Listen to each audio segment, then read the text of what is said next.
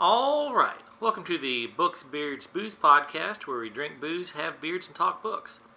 This is our weekly short read Tall Glass episode, where we chat about the latest book news, as well as doing a deep dive on our short story of the week, which is Catskin by Kelly Link. I'm Bob of TalesbyBob. And I'm Derek from Gingerbread Lane. Nice. This week, our drink recipe that we recommend is the Black Cat.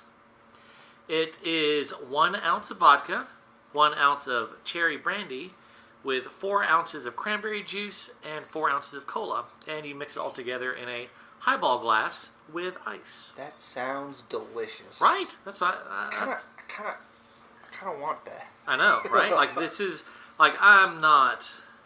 It doesn't, I mean, there's no mixing, real. I mean, it's just like, pour stuff together. Yeah. I'm not the biggest vodka drinker anymore. Yeah, and I don't know that I've ever had cherry brandy. I think I've only had brandy like once. And it was probably Bang's brandy once. Yeah, I doubt it was cherry brandy. No, I have my doubts. But I don't know. It just sounds good. I think I read something. It tastes kind of like a cherry Dr. Pepper, kind of, sort of, maybe. Or something like that. But yeah. No, I might have to... I could fuck with that. Might have to talk to you about the writing retreat tomorrow, then. Might have to conversate. Yeah, we're doing, not super relevant to any of y'all, but we're doing a writing retreat this weekend. Our writing group is getting together down at Carcosa, and we're going to spend a couple days writing and drinking, and that'll be fun. Yes, it will. All right, so... diving in on our news for the week. Also, I'm drinking a beer. Oh, nice. I'm not drinking. I've been out. I was out gallivanting. Well, I was out doing my weekly mobile tiny free library thing, giving out books and such. And I had to race from there to get to here, so that I can get done with this, so I can go to a ball game. And normally he's always at my house early. Yeah. And then today, I just assumed he was going to be early, and then he wasn't, and then he showed up exactly on time, and I assumed it was early. So when we sat down and immediately started working, I was like, oh, I guess we're just going to start. Oh, no, we're on time. That's weird. It's...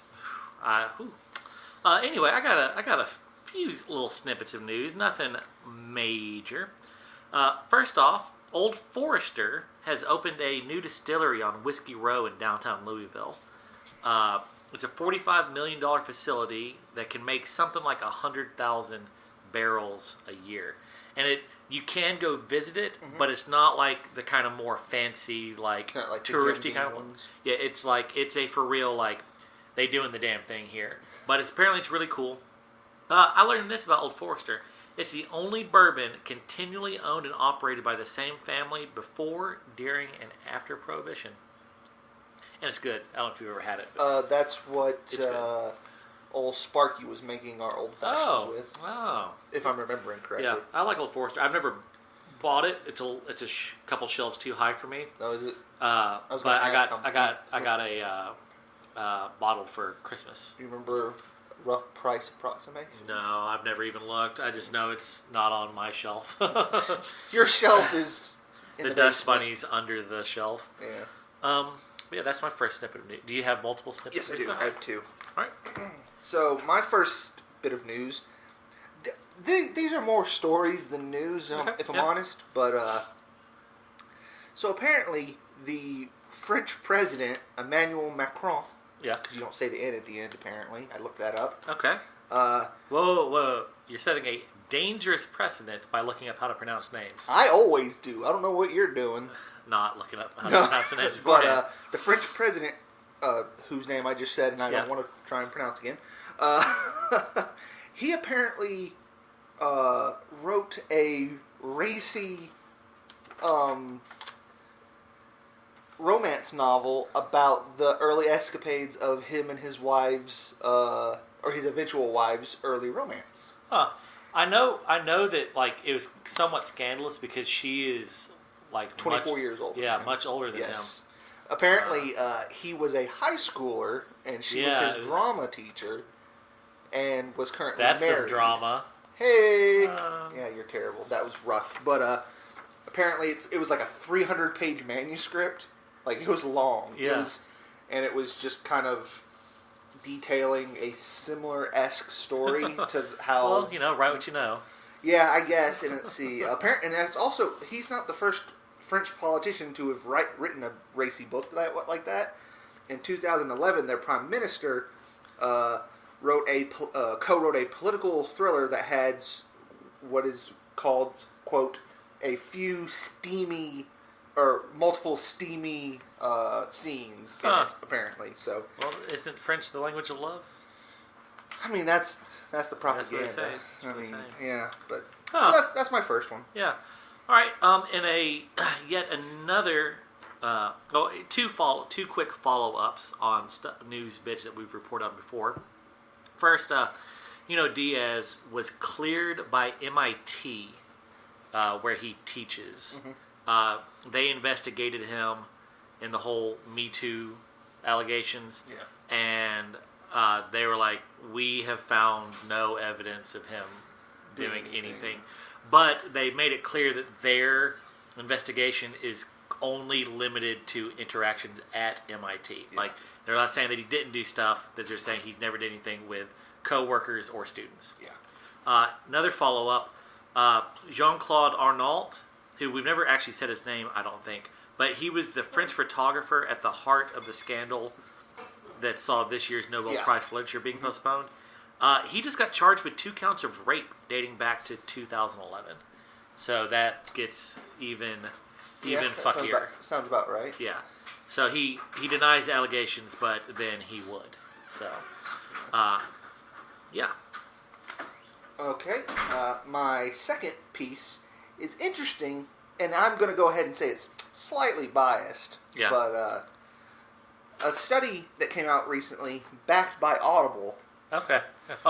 So, right. Grain of salt. Well, it wasn't there was actually people doing it, but they were on the behest of Audible doing right. Okay. Yeah, but the study shows, or maybe not even at the behest, but like maybe someone was like, "Hey, we think this is a thing. Would you look into it? Pay for us to do this research?" Okay. But the research apparently shows that you are more emotionally engaged in audiobooks than you are in TV or movies.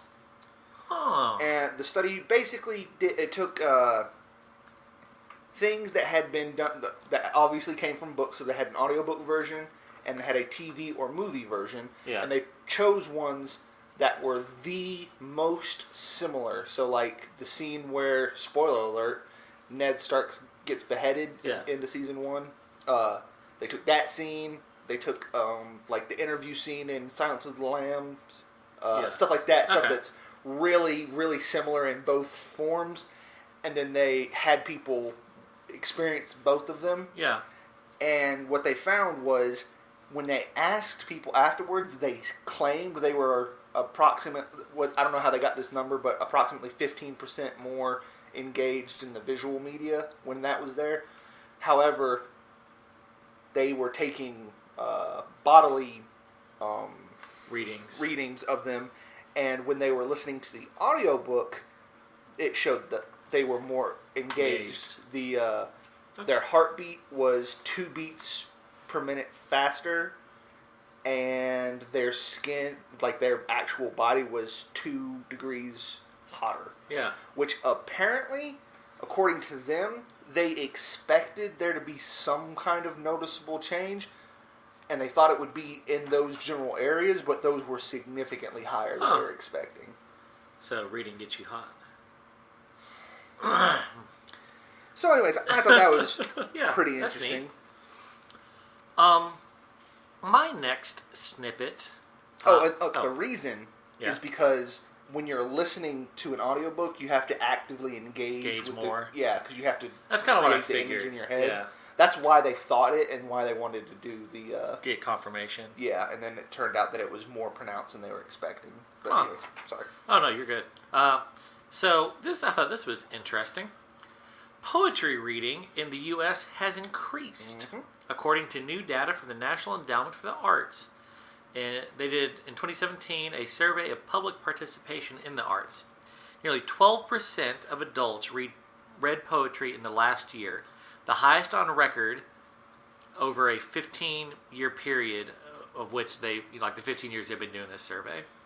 It's 5 percentage points up from the 2012 survey, and 3 points up from the 2008 survey. So, I guess after the the people weren't reading poetry in the recession. Yeah. So, what? Nothing. I'll talk to you about it later. My final little thing is just a tiny snippet. The Oxford University Press is asking members of the public to submit local and regional words, phrases, and expressions for inclusion in the Oxford English Dictionary. So maybe we'll get a yonk to in there. So that was neat. So in the past, we've done commercials from places that were perhaps not real. What? But they say you need to dress for the job that you want. 100%, yeah. So we're going to start on this podcast. We're going to start dressing for the sponsors we want. That doesn't sound like us. And I've picked our sponsors that we're shooting for here. Do you want? Go ahead. I mean, I don't know what you're. So we will just cycle through these commercials as we go through time. So you'll get one on this one on the next one, and then next week you'll find out who our third sponsor is. But give me a number, 1, 2, or 3. 3. Peanut Patch Peanuts are the #1 boiled peanut in the world. They have been boiling and canning their homegrown South Carolina green peanuts for generations. They are the snack of choice here at Books, Beards, and Booze, and they are perfect to eat with dark liquor on a rainy day. Yes, sir. So, Peanut Patch Peanuts. Particularly rum. Holler at your boy. All right. So, let's talk about Catskin by Kelly Link. Superfan Tanya loved this story. Of course she did. It had a bunch to do with cats. Well, I didn't think she would because, a bunch of cats get burnt up in a house. And I actually told her, you're not going to like this story. She's like, why? I was like, something bad happened. Yeah, to but cats. a little kid wears a cat suit and right. becomes a cat. She said it gives her hope. She said it gives her hope for how her life could be. That's not creepy at all. No, it's not. I have concerns. I have a real concern. A story I've learned about her involving a cat that I'm not going to share on the air. It's nothing sexual. Deviants, don't think about that. Or it's just it's a weird story. We'll share. I'll tell you my poetry joke, and you can tell me. Okay. Yeah. So I liked this, but this was a weird fucking story. I was fairly new to it.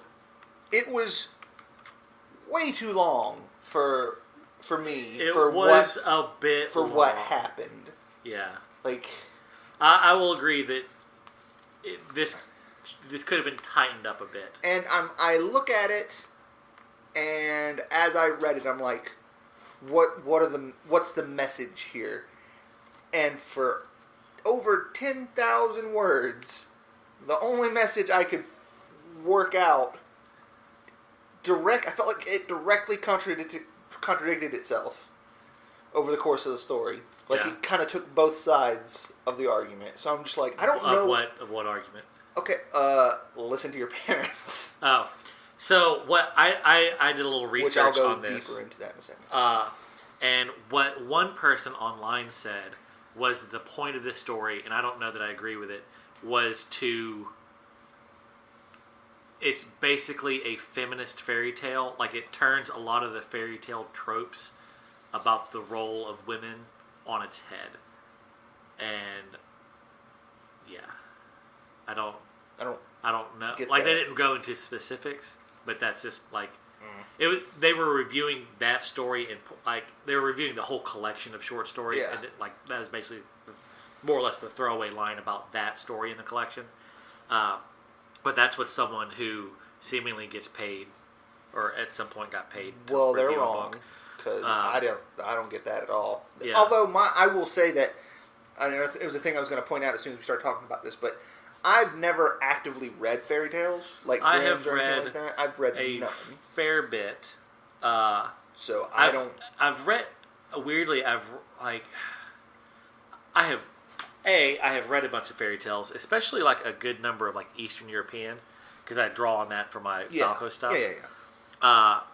But do you look up information about fairy tales or actively read the fairy tale stories? Because that's more my thing. Is I know the stories, but I never read them. You know what I mean? Typically what happens, like when I'm trolling for ideas for Falco stories, I typically go to like Wikipedia and look up like Hungarian folklore and like read the wiki page on that and like find something that interests me, and then I'll like do a Google search of like about that and like, or do a Google search of like Romanian folklore and like folk legends, and just I'll start reading them at random. Yeah, because that was my whole thing. Is like with, for example, Grimm's fairy tales. Like I know the stories, but I've never read them. So I don't know how they're presented. I don't know what people are omitting like when they tell me this. You know what I mean? On the one hand, I also read somewhere else where this is apparent, like someone was saying that this was a rejection of the Disneyfication of fables, which. Okay. I do agree with that, because the thing about Grimm's fairy tales, they're dark, yeah. And like your typical like Disney stories are not. Yeah, they're cleaned up versions of them. But I've actually written a couple of little fairy tales. Yeah. That was one of the earliest things I could remember writing. Well, it wasn't quite a fairy tale, but the spider. Yeah, I wrote The Spider and the Dragon. Yeah, because I remember. Yeah. Editing it or I read that. I wrote that, and I wrote one about. I can't even remember what I titled it, but it was about a king who encounters death. Yeah, and see, but they're both kind of like flash fictions. One of the problems I had with this, and it's not. I don't know if it's really a problem, but it was a thing I kept thinking about. Was as I was reading it, I was just like, "This is nonsense." Not the whole story, but I mean, like, is that a thing that happens? That's something in fairy tales. Like in fairy tales, like fairy tales don't necessarily follow the logic of like the plot is often somewhat like it'll have just something like if you were writing that story, like you would never be like, oh well, of course now there's a talking fish that just floated by. Like that would never that would never be a thing. Like just like it does weird, like they do weird things that don't necessarily make sense. Yeah. That's just like that's just part of the that's part of the genre. Okay, cool. And like I've read a fair bit of fairy tales, but I've also read a fair bit of like modern fairy tales, which technically, I mean, Cancer Baby Story. That's a fairy tale. It's just but that one was amazing. Yeah, it was just a mature. Like here's the thing. That's a literary fairy tale. I was going to say let's not compare these two. That's not fair. Well, I think this is truer to the fairy tale genre, while being it's good. It definitely sticks to the genre, like the structure of the genre, but it definitely for mature audiences kind of deal. Well, see, that was one of, honest to God, my biggest problem, and I don't have my notes, but there was a couple of places where they just put in like super sexually explicit things, and I'm like, yeah. Well, and then it had nothing to do with anything. Yeah, it was like where she the Witch's Revenge is like, oh, you fucked the girl, and that's why you let her go. And he was like, what? And she was like, never mind. And I was like, what the fuck was the point of that? And then another, like, fucking pulled up her skirt and was like, I was like, what the fuck is this? And it never played into anything else. Yeah. So that bothered me. Like, that was probably the only thing that I genuinely didn't like. Yeah. Because, like, if you're going to do something like that, because that's like shock shit to me. Yeah. Like, oh, you did a thing for literally no reason. It just caught me and then moved on. Like, I hate that. I hate that shit. If you're going to use it, do it for a purpose. Yeah. And then move on. I mean, it was so interesting, but, like, and there was other things where they kept there's a lot of listing of things, and mostly never did it make sense. And that was the thing that I was confused about. But I was like, it's probably just part of the genre. But it was just completely asinine things, and I was like, oh, what is it? And I was like, I didn't understand for a while. I was like, why did the cats burned down into gold, and then the gold bled fat that fed them. Why didn't they just like eat the cats? I don't understand. Like, is there something I'm missing here? Yeah. Or is that just a weird thing that fairy tales do? And if so, what's the point? To be fair, I've never read a fairy tale where cats burn down to gold that produces fat. Yeah, see, that was... but, like, I don't know, it's just, like, she does so many weird things in this story that I like. Like, it's... Like, when she talks about, like, you know, how every house has, like, someone under it. Like this... That's not based on fucking anything that I'm aware of, you know, but... If this story had been 5,000 words or 6,000 words, I would have liked it. Yeah. I feel like it was way too long and way too filled with things that didn't matter, that I was just like, that's what kind of soured me on it, I think. To me, it's like, I really, really enjoyed the first part. That was my favorite part. Up until, like, she makes him the cat suit, and, like, they go to leave. Like, from the start to that point, I loved that. And I liked how it ended. Yeah. But the whole middle part where they're traveling, like, I get, like, we've got to get revenge on this dude, but I just don't care. Like, I wasn't invested in the revenge. I didn't. And, like, that whole arc, I could have just done without that. Like, if it had just been like, okay, now we're starting a new life. Here's a new life. Cool. Yeah, but my general thing was, the only thing I could ferret out of this, reading it the one time, and I'll admit it was so long that I wasn't super focused over the course of it, because there was so much, like I said, quote unquote, I say nonsense, and I don't mean that in like a negative way, but like, just where like, things don't line up, illogical, that might be a better way to put it, but there was so much illogical going on, and for so long that I couldn't stay with it in the same focused perspective as I normally try to. But the only thing I could get out of it was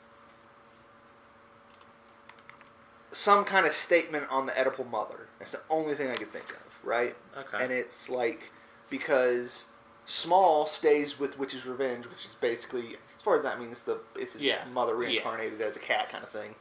And it's like, he stayed with her, and she took care of him, made sure everything was okay. Yeah. And so that kind of seemed like it was endorsing this, letting your mom do everything for you, the whole... Yeah. And then, and it seemed to say that again when the other two children, whose name, was it Flora and Jack? I think it is. Like that, where she told them where to go, and they didn't do it, and then they show back up later, and their life has been shit because they didn't listen to Mom. Yeah. And then they come back, and Mom makes everything okay for them, kind of. Right. And then, so that's like, haha, you should have listened to your mother. Yeah, and do whatever your parents and authority figures say. And I'm like, I don't like that message, I don't think. And then, but then, like, little Small kind of like goes over the deep end at the end of the story, and it's... Yeah. I don't know, that's all I really got out of it. And I was just like, this is a weird... It was too... I like, assuming that she's trying to subvert the fairy tale genre. Mm-hmm. Like, fairy tales, the whole point of them was there was some sort of moral to them. Yeah. If she's trying to subvert the genre, it could very well be that she's not trying to impart any sort of moral. Or that the moral she's pointing out is wrong. Yeah. Like, instead of, this is something what you should like that. do, it's like, this is the thing not to do. So don't mindlessly listen to and depend on your parents. Yeah. Like, even though, like, yes, Small benefited from these things, like, he participated in some really heinous shit to do it. So it's like, do the means justify the end? You know, like, so it's good. Do you have a favorite line? I know you lost your sheet. Yeah, I lost my sheets. It was the one where it says something along the lines of, just don't poison a witch. Don't poison a witch. I mean, it was literally just a line by itself. Well, there's like a paragraph is like, don't set cats on fire. Don't burn down houses. Don't do this. And then they skip down and just, don't poison witches. Yeah. And I was like, yes, 100%. Don't My find witches. my favorite. I really liked the imagery of the growing a house, like from a baby doll house, from a doll house up. That was really cool. But my favorite line was, "There's no such thing as witches, and there's no such thing as cats either." Yeah. I was like, that was another one that I circled. It's like I love that. Yeah, there's no such thing as witches. There's also no such thing as cats. There are people that go around in cat skins. Just, no big Makes deal. perfect sense. Anything else you want to add? No, I think that was about it. I think I picked this one, but I hadn't read it ahead of time. No, I just found a list of like free stories. Like I said, if it was about 3,000 or 4,000 words shorter, how many words was it? Do you know? It was about 10,500. 10.5. Yeah. Next week we have a Derek pick. What'd I pick? A Flawless Silence by Yi-Yoon Lee. Huh. It's on the New Yorker, which the New Yorker only allows you to view a certain number of articles. So I will try and find a link to this. It's not in the New Yorker because I know we've recently had a New Yorker article. So in case people are running out on their views or whatnot. So finally, just going to start talking about this now. We would really like some feedback. This is week 12. We have through week 14 planned out. And after that, we're going to take a 2-week break. You will still be getting podcasts, but there's stuff that we've already recorded. They're going to be bonus podcasts. While we sit down and tweak things. We're going to tweak our recording methods. We're going to take time to do that. Take time to figure out what we really like to do, what y'all enjoy the most. So we'd really like feedback. What on these podcasts do you like the most? What would you like to see more of? What would you like to see less of? Let us know. You can email us at booksbeardsbooze@gmail.com. Or, anything TalesbyBob, you can shoot me a message on there and I'll get it. Other than that, I would ask that in the coming week you go forth and grow a great beard.